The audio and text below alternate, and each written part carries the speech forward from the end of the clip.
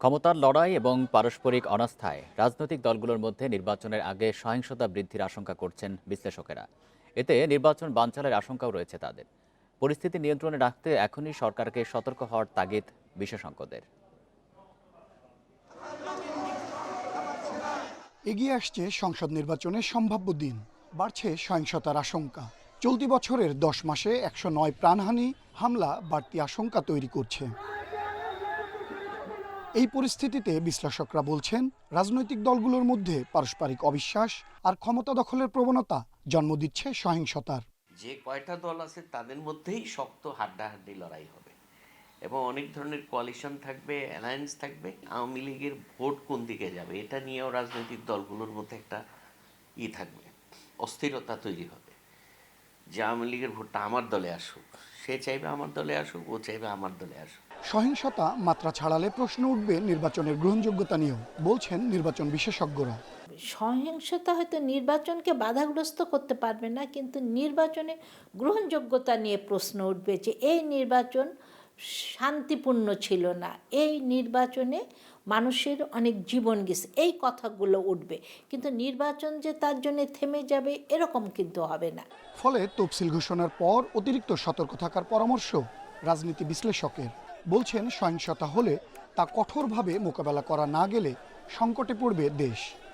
নির্বাচনকে কেন্দ্র করে ঘোলা পানিতে মাছ শিকার করার যে একটা প্রচেষ্টা চলতেছে, ওই প্রচেষ্টাটাই সবচেয়ে বড় কারণ। এই ধরনের অস্থিতিশীল পরিস্থিতিতে নির্বাচনের শুধু প্রভাবই না, নির্বাচন বানচালও হয়ে যেতে পারে, অনেক আংশিকভাবে হোক, জাতীয়ভাবে হোক।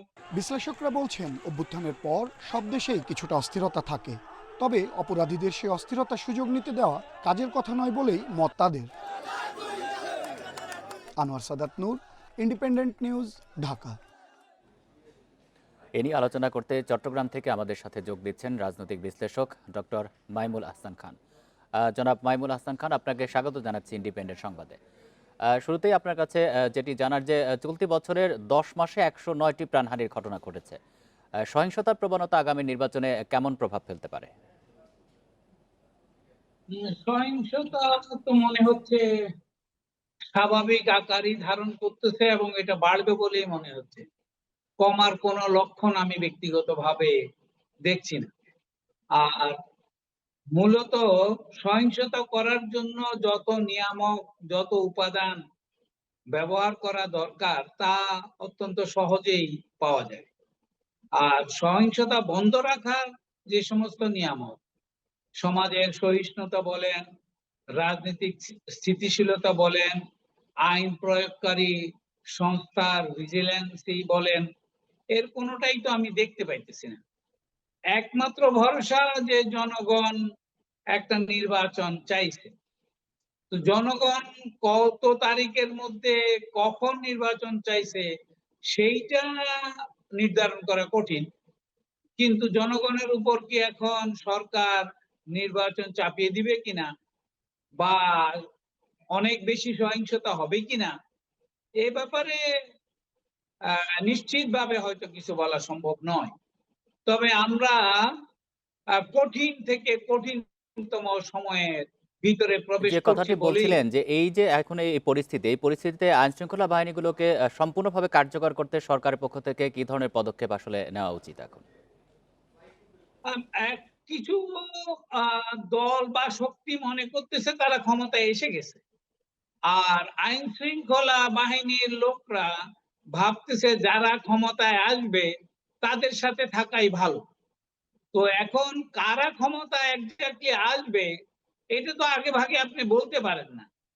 আর আগামী নির্বাচনে আসলে কোন একক দলের বেশি ক্ষমতা অর্জন দেশের জন্য মোটেই মঙ্গলজনক কিছু হবে না। সে কারণে এখানে দোদুল্যমান অবস্থা সকল দিকেই রয়েছে, দোলাচলে আছে সবাই। কিন্তু আইন প্রয়োগকারী সংস্থা যে দিন দিন শক্তিশালী না হয়ে বরং নানাভাবে ডিসকানেক্টেড হচ্ছে, ডিসকোঅর্ডিনেটেড হচ্ছে এবং উপর থেকে কমান্ড নিচের দিকে আসতে সময় অনেক বেশি ক্ষেপণ হচ্ছে। হরিজন্টাল বলেন আর ভার্টিক্যাল বলেন,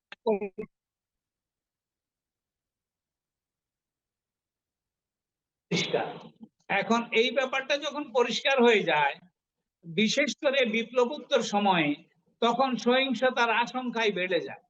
আর সহিংসতার এই আশঙ্কা কমানোর জন্য যে সমস্ত পদক্ষেপ প্রয়োজন, তার কোনোটাই আমি এখন পর্যন্ত দেখতেছি না। আপনি ডক্টর যে মোহাম্মদ আশঙ্কার কথা বলছিলেন নিশ্চয়ই সরকার সে বিষয়ে জরুরি পদক্ষেপ নেবে। আপনাকে অসংখ্য ধন্যবাদ দিচ্ছি এতক্ষণ আলোচনায় থাকার জন্য।